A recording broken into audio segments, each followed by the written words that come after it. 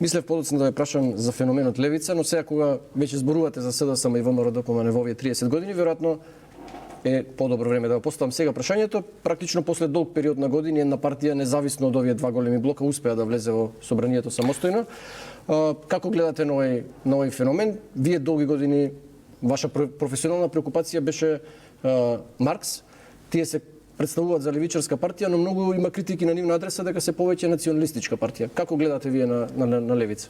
За мене Маркс не беше туку се уште, зашто рекоте бил долго време моја преокупација, и се уште моја преокупација и еден од централните мислители без кои не може да се објасни функционирањето на современото општество.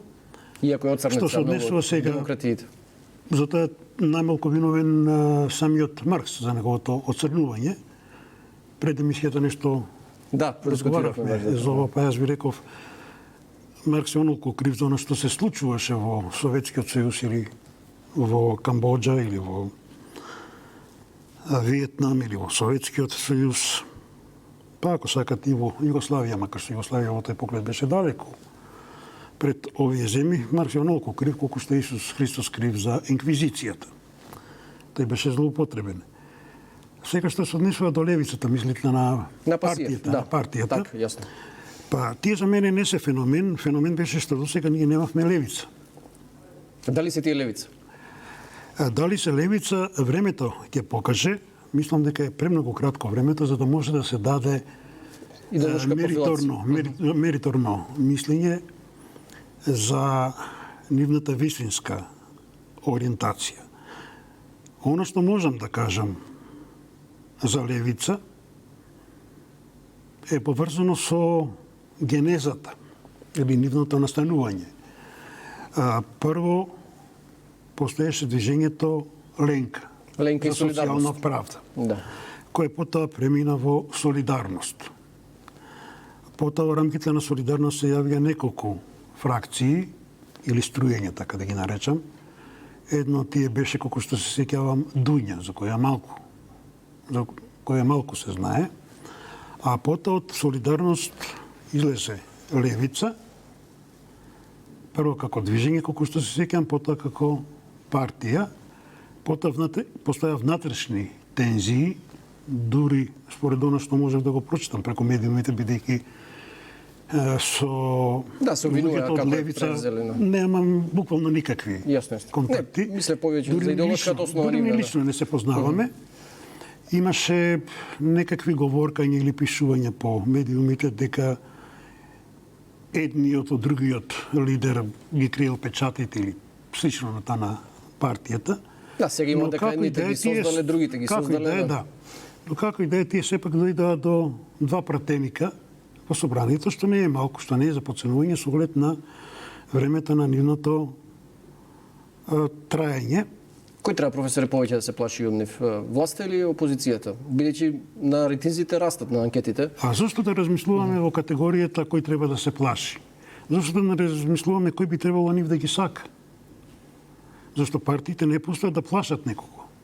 Партиите постојат да израдуваат или да наградат некого, а тој некој е народ. Се радуваат ако се само тие две, па да се менуваат. Ама зашто да размислуваме само во партиски рамки? Затоа што партиите не постојат сами за себе. Кога би постоеле сами за себе си, тогаш е легитимно прашањето што го поставивте, кој треба од нив да се плаши. Напротив, партиите постојат да задоволат одредени социјални слоеви.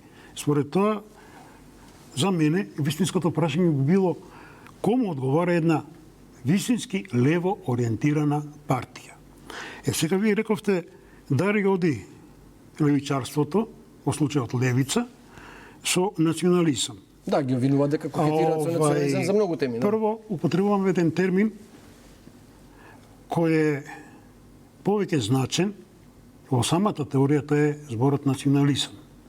Зборот на национализам во литературата, во стручната литература, некаде е изедначуван со родољубие или со патриотизам или со љубов кон сопствената нација. А таа љубов не значи омрза кон припадниците на другата нација, туку напротив соработка. Да не заборавиме дека на левицата и припаѓаше Гоце Делчев. Да, но него кога го спомнуваат во Ве, таа молам. конотација го повеќе со Мусолини и со Хитлер сака да го споредуваат отколку со Јас не знам со кого некој сака да го споредува, јас само сакам да го кажам своето мислење.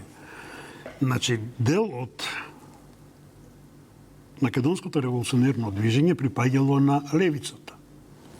Понатаму, да не заборавиме дека оние кои се бореа 1941-45 година не се бореа само за социјална правда, туку и за национална правда, а беа сите лево ориентирани од див поголемиот број и членови на Сојузот на комунистите, т.е. на Комунистичката партија на Југославија во тоа време.